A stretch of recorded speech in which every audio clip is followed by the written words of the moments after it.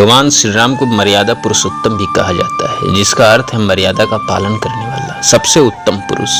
वैसे तो भगवान विष्णु ने अनेक अवतार लिए, लेकिन इन सभी में सिर्फ श्री राम अवतार को ही मर्यादा पुरुषोत्तम कहा जाता है। भगवान श्री राम का जीवन चरित्र हम सभी के लिए एक अनुपम उदाहरण है कि जीवन कैसे जीना चाहिए। भगवान श्री राम के जीवन से काफी कुछ सीखा जा सकता है। रामनवमी के मौके पर हम आपको भगवान श्री राम के लाइफ मैनेजमेंट सूत्रों के बारे में बता रहे हैं, जीवन में आपके काम आ सकते हैं। आइए जानते हैं लाइफ मैनेजमेंट सूत्रों के बारे में। स्त्रियों का सदैव सम्मान किया। प्रभु श्री राम ने अपने जीवन काल में सदैव स्त्रियों का सम्मान किया, फिर चाहे वो उनके शत्रु रावण की पत्नी मंदोदरी हो या मंथरा, जिसकी वजह से उन्हें 14 वर्ष वन में रहना पड़ा। श्री राम ने हर स्त्री को अपनी माता और बहन के रूप में देखा। देवी सीता को भी पत्नी के रूप में सदैव सम्मान दिया, हमेशा एक पत्नी व्रत का पालन किया। देवी सीता के पाताल लोक जाने के बाद प्रभु श्री राम ने हल में सोने से निर्मित देवी सीता की प्रतिमा को ही अपने पास स्थान दिया। सभी भाइयों को समान प्रेम दिया। भगवान श्री राम के छोटे 3 भाई थे, लक्ष्मण, भरत और शत्रुघ्न। ये तीनों ही श्री राम को समान रूप से प्रिय थे। लक्ष्मण भले ही सदैव उनके साथ रहे,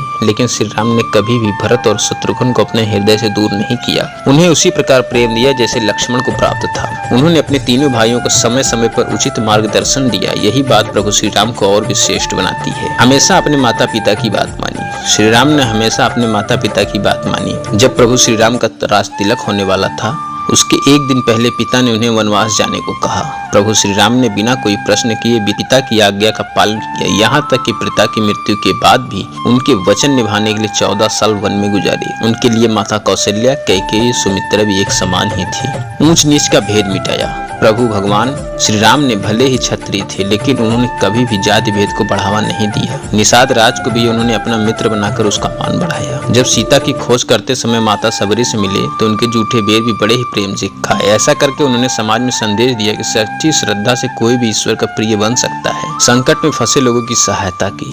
भगवान श्री राम ने सदैव संकट में फंसे लोगों की सहायता की, चाहे वो सुग्रीव हो या विभीषण। इन दोनों भाइयों के आतंक से मुक्ति दिलाई और इन्हें इनका अधिकार भी दिलाया। इनके अलावा और भी जो श्री राम की शरण में आया उसे कभी निराश नहीं किया, हर संभव मदद की। तो आइए रामनवमी पे हम इनके विचारों को मानते हैं और फॉलो करते हैं। आप सभी को रामनवमी की हार्दिक बधाई।